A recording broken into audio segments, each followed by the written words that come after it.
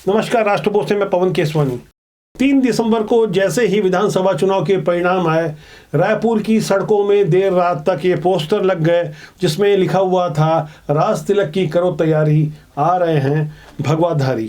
10 दिनों बाद शपथ ग्रहण समारोह से पहले भारतीय जनता पार्टी ने अपने नेता पीएम नरेंद्र मोदी के लिए एक थीम सॉन्ग बनाया है। वो चर्चित थीम सॉन्ग है, जो राम को लाए हैं हम उनको लाएंगे।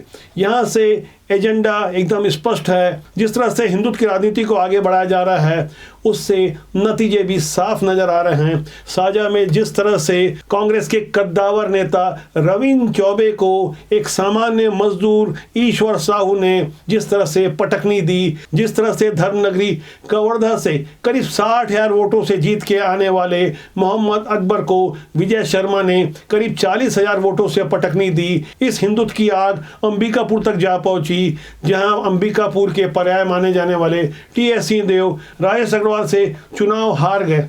तमाम दिग्गज कयास लगाते रह गए। तमाम बुजुर्ग और वरिष्ठ कहलाने वाले नेताओं की संभावित धमकियों चेतावनियों को दरकिनार करते हुए राजस्थान से धर्मलाल शर्मा, मध्य प्रदेश से मोहन यादव और छत्तीसगढ़ से विष्णुदेव साय को जिस तरह से मुख्यमंत्री के रूप में प्रस्तुत किया गया है, वहां भारतीय जनता पार्टी ने एक अलग ही राजनीति की राह पकड़ी है, जिससे उनके विरोधी भौचक हैं, राजनीतिक पंडित हैरान हैं कि आखिर 2024 में जो नई पीढ़ी को तैयार किया गया है, जो कम उम्र के मुख्यमंत्री बनाए गए हैं, जहां उनकी संघ की बेहद मजबूत पृष्ठभूमि साफ तौर पर एक विचारधारा को लेकर आगे बढ़ रही है। वो विचारधारा है हिंदुत्व की, वो विचारधारा है राष्ट्रवाद की, वो विचारधारा है काडर की, जो आने वाले दिनों में भारतीय जनता पार्टी को न केवल एक नई दिशा देगा बल्कि एक नया कलेवर भी प्रस्तुत करेगा। दरअसल छत्तीसगढ़ में इस बदली हुई राजनीति का कारण एकदम स्पष्ट है, जिसका उदाहरण हम छत्तीसगढ़ की वैशाली नगर विधानसभा से ले सकते हैं, जहां कुल 242 बूथ हैं, जिसमें 214 में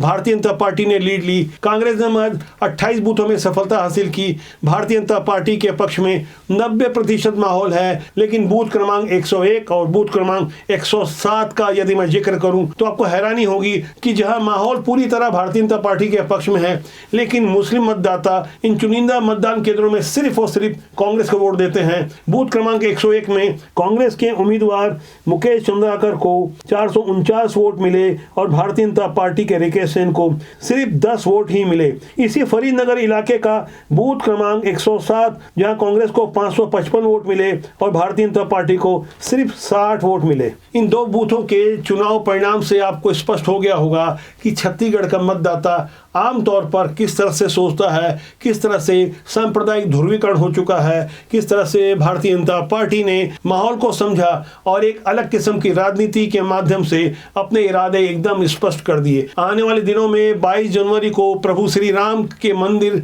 का लोकार्पण होगा।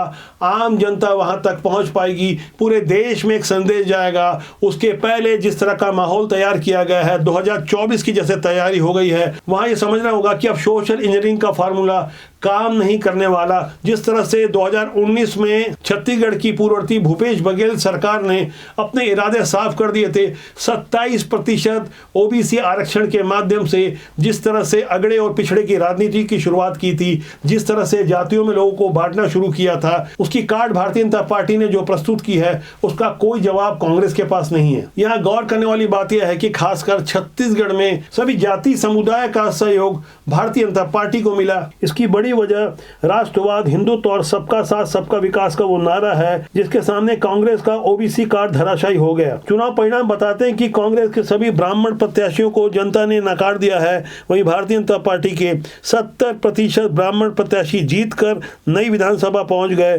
कांग्रेस ने इस विधानसभा चुनाव में 8 विधानसभा में ब्राह्मण प्रत्याशियों को मैदान में उतारा था, जिसमें कोई भी जीत नहीं पाया। वहीं भारतीय जनता पार्टी के 7 ब्राह्मण प्रत्याशियों में से 5 ने जीत हासिल की है।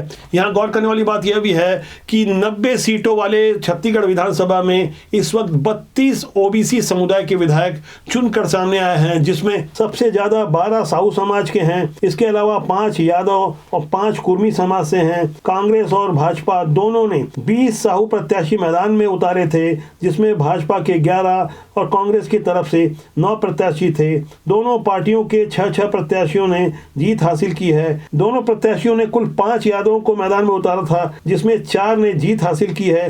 निषाद, सेन, कलार, कोष्टा समाज से भी एक एक प्रत्याशी जीत कर आया है। जातिगत आधारित राजनीति किसी भी लिहाज से सही नहीं कही जा सकती, जहां योग्यता को गौण समझा जाता है। छत्तीसगढ़ के लिहाज से वोटों के ध्रुवीकरण का सीधा फायदा भारतीय जनता पार्टी को मिला। भाजपा ने छत्तीसगढ़ में अपनी सीटें 15 से बढ़ाकर सीधे 54 कर ली। इस लिहाज से भारतीय जनता पार्टी ने अपनी सीटों में 350% का इजाफा कर लिया, जबकि कांग्रेस के वोट शेयर में करीब 1% की कमी आई है। उसकी सीटें भी पिछले बार से लगभग आधी हो गई, जबकि भाजपा के वोटों में सीधे 25 लाख का इजाफा हुआ है। इससे आप अंदाजा लगा सकते हैं कि किस तरह से सामाजिक बदलाव हुआ है, किस तरह से वोटों के ध्रुवीकरण ने, हिंदुत्व ने भारतीय जनता पार्टी को सत्ता में शानदार वापसी दिलवाई है।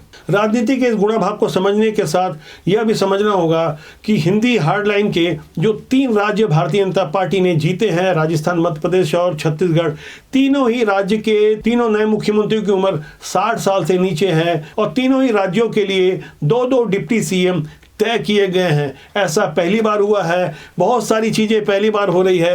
आने वाले दिनों में कुछ और नए दृश्यों के साथ नई राजनीति का दौर शुरू होगा।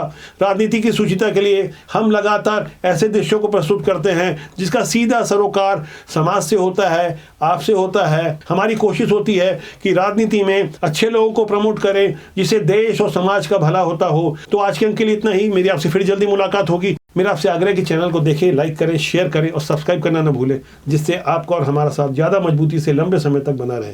नमस्कार।